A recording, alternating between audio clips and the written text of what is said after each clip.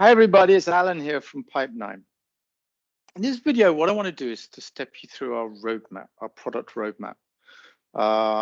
In terms of the things that we're focusing on from a development point of view, what are our priorities over the next 12 months or so. So without further ado, what I'm going to do is I'm just going to show my desktop here, and I'm just going to pop up our roadmap. Let me just get rid of that and go up to full screen here, and I'm just going to step you through some of the highlights. What I've got over on the left-hand side is things that are coming soon, and then things that are coming later on in the year, or towards the end of the year into next year. What I'm going to do is focus on coming soon.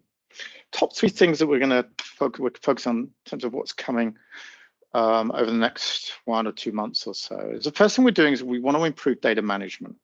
And we have a new product called Data Manager that's coming. And in that application, it will make it much easier for you to upload files into SkillMe, and for us to manage any changes associated with it. So, new people joining teams, the communities, people moving on, etc. All of those changes will be managed automatically for you in Data Manager. So it brings the ability to upload much more easily large files, large numbers of users, and then manage the changes that are associated with those teams, with those communities over time. That's what Data Manager will do.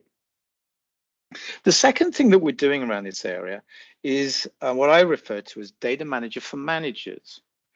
We're adding the capability in SkillMe for managers to manage their teams, add new team members, to move team members on, and make sure their respective profiles and priorities move on to their next manager. Managers will be able to manage their teams directly in SkillMe. So those are two of the things that we're doing around data management. And then there's accessing SkillMe.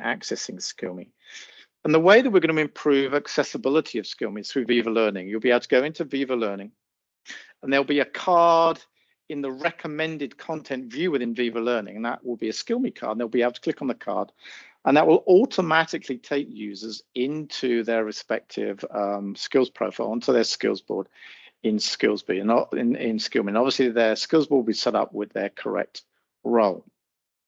Now, if they're not a registered user of SkillMe, what they'll also be able to do here is register themselves, because we'll pick up that they're not a registered users. We'll ask them for their first name, last name, their the role that they're performing, tenure details, and also who is their manager. They'll get a list of potential managers. They'll be able to choose their manager, and automatically they'll then be able to register for SkillMe and get into use SkillMe. So all of that is going to be available coming up in the July, August through to kind of September the 1st timeframe in SkillMe. And then moving forwards in terms of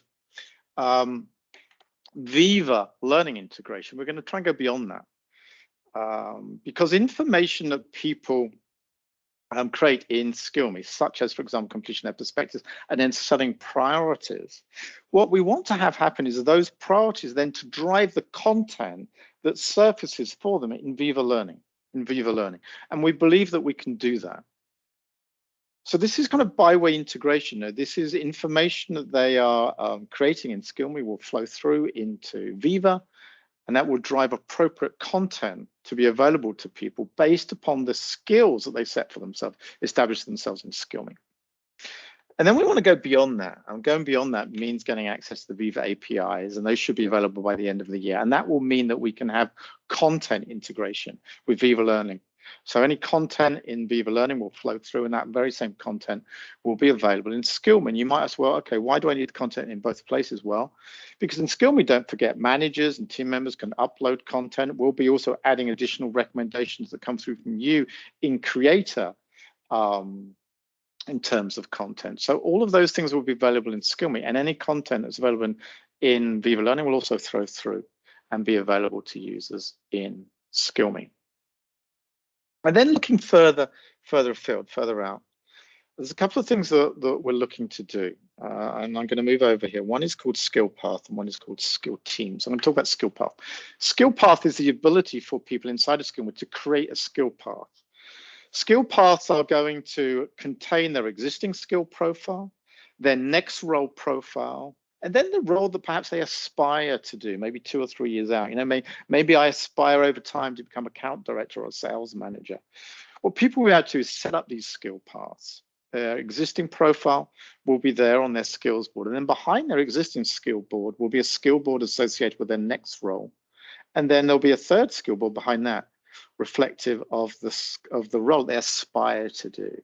And of course, they'll be able to easily click through to their next role skill board, look at skills, and they could pick up skills and drag those skills across, and those skills could form part of their list of skill priorities for this next period. So priorities come from their existing role, and skill priorities could potentially come from their next role, or even the role that they aspire to doing. So that's skill path. I have done another video on skill path, so if you want to kind of look out for that, that goes into a bit more detail. And of course, if you have any more information, if you have any more questions, you can reach out. And then finally over here, the skill teams. What is skill teams all about? Skill teams is all about the idea that we really want to capitalize on these people across our communities who have mastered skills in SkillMe. So rather than those people just being able to kind of mentor individual people, we want those people to be able to set up what we refer to as skill teams and mentor teams, manage and kind of oversee teams. So they'll be able to set up skill teams, people will be able to join skill teams, those skill teams will surface for people based upon their skill priorities. They'll be able to see in SkillMe, skill teams that might be appropriate for them. And when they join those skill teams, or they get invited to join a skill team from a skill team master or a mentor, what happens in those skill teams is mentors can give them feedback. They will be able to complete perspectives. They'll be able to share resources. They'll be able to kind of set up a rhythm of engagement with members of the team, etc. So all of these capabilities will be available in skill teams. And the idea that really sits behind skill teams, as I said, is to really try and capitalize on these skill masters who are, growing up, who are surfacing across the community, because we know if we can capitalize on our skill masters and we can kind of really scale out skill masters, we know that we can have a big impact upon skill development, accelerating skill development, and we can have a big impact upon the performance of the business. And that's what we're really trying to do with skill teams. And of course, skill path and some of the other things that we're looking to do more immediately. All right, well, thank you very much. Hopefully that was helpful.